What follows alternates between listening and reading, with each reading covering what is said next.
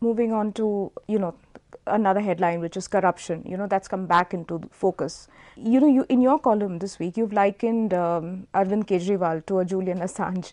Can you just tell us a little bit more about why you think he's like a Julian Assange? Assange doesn't have political ambitions for Yes, start. I know. I also make the distinction that they're different because Assange didn't have any political aspirations, while Kejriwal obviously has political aspirations. But clearly, if you look at it, I think information is at the core of it.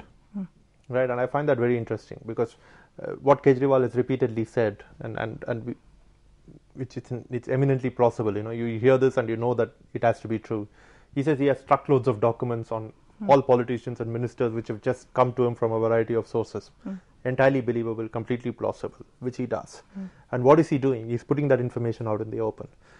He's not insisting that anyone act on them, right? He doesn't. He said he's even stopped caring about whether investigations happen or not because he's convinced that they won't happen.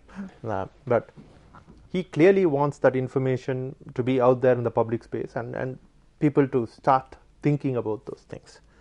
And it's very, very interesting because I think it's another phase in the collapse of our information hierarchy, right? We had a traditional hierarchy of information in this country.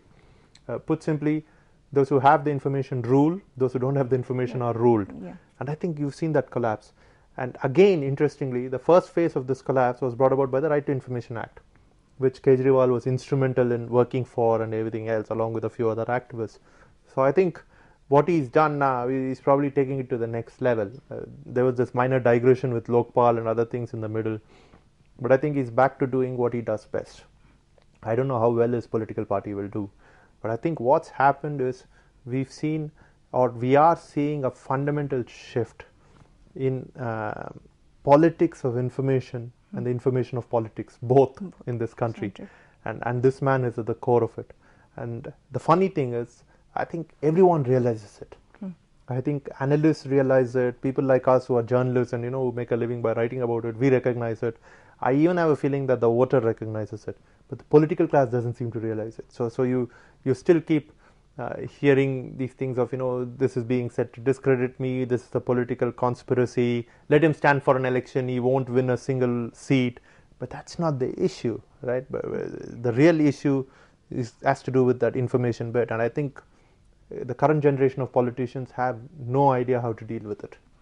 Pratap Bhanu Mehta, who's the president of the Center for Policy Research, again, he had a column this week where he says the politics of competition, has given way to a, politics of collusion because, the way Arvind Kejriwal has been working, he hasn't spared whether it is the BJP or whether it is the Congress.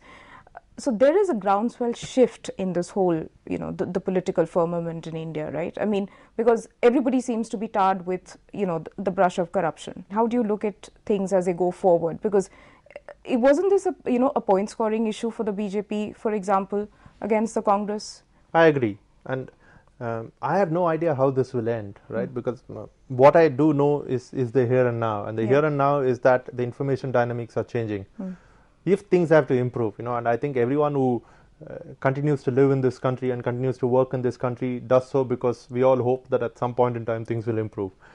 For that to happen, you need far more significant reform, right? You need campaign reform and you need other things. But I think this is a good beginning because what it has done is everyone sort of knew at the subconscious level that a lot of these things were happening, right?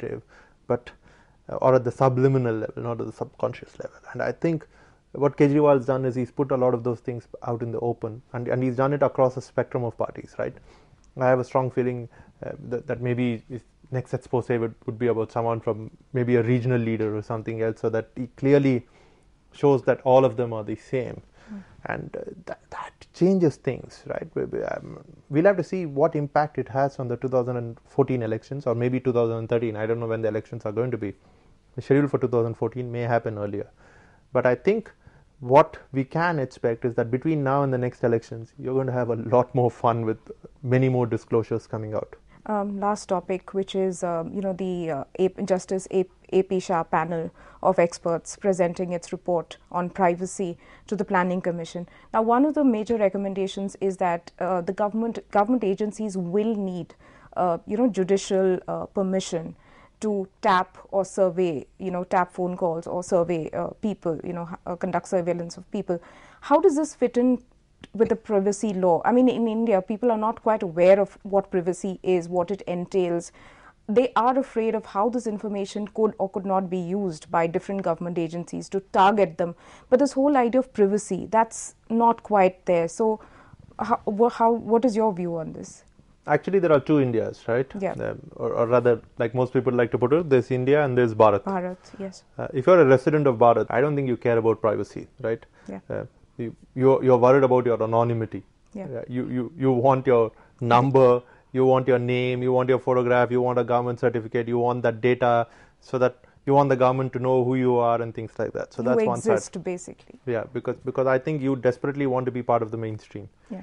If you're part of a favored few, and I won't even say the remaining 350 million are the favored few, maybe some of them are, maybe some of them are not. But a small group of people are obviously extremely worried about privacy, and they're worried about privacy for a couple of reasons. One reason why they're worried about privacy, and we should put this out in the open, is that they're worried that a government which believes in a far-right ideology may come to power, yeah. And that if it does, then minority communities might be targeted, and that this data could be used to target people. I don't know whether this is legitimate or an unfounded fear, but it is a fear that is there. It's not voiced very often, but it is one of the reasons. The other reason is these people believe that data is about them, it belongs to them, and it can't be misused, because it can be misused for commercial purposes and all these things. And then finally, there's also this issue of identity theft and all these things. So you need that data to remain secure. So you have to have a privacy law that addresses a lot of these issues across the board.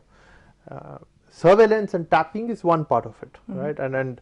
And clearly, as evidence has shown over the past few years, I think some parts of the government have been behaving as if this is a police state in terms of tapping and in terms of surveillance, and that has to stop. The courts will obviously need to get involved. Even this policy is not ideal, because it says that you can do it for a certain period of time and then go out and get a court policy and all that. So, I'm not so sure. I think it should start only after the courts give you permission to do it, unless there are matters of national security involved, and it needs someone very high up to sign off on it. So it's evolving over a period of time. I think our privacy laws will take a long time to really become good and efficient and effective at whatever they do. But that's true of privacy law anywhere in the world, right? There are a lot of privacy activists in the US who complain about their country's own efforts to conduct surveillance and everything else, and especially after 9/11, I think the US did become a bit of a police state, yeah. right? Yeah. And so there are a lot of activists there who are worried about that. But I think some of us miss sight, which is why I made that point, that there is a Bharat and there are 650 million people who really don't care about privacy, right? If someone takes their photograph, if someone gives them a number, and that is going to entitle them to some benefits, and they get it on time, and there's no middleman who's taking a piece out of it, they're very happy. They don't care about privacy. So clearly a long way to go. I would think so. I think it's going to take quite some time. Yeah. But the good news is, there are a lot of excellent organizations who are working on this, not just the government. You look at activist groups, Center for Information Society, Internet in Society, and things like that. People who are really looking at key issues that have to do with privacy and what the best practices are and how you have to do it, which is driven by a sense of fairness and transparency, right? That has to be the core of any government policy or any government approach. It often isn't, but it has to be. So I think eventually we'll get there. So clearly the last word has not been said on the subject. Sukumar, thank you very much. That's all we have for EdSpace this week. Stay tuned for more.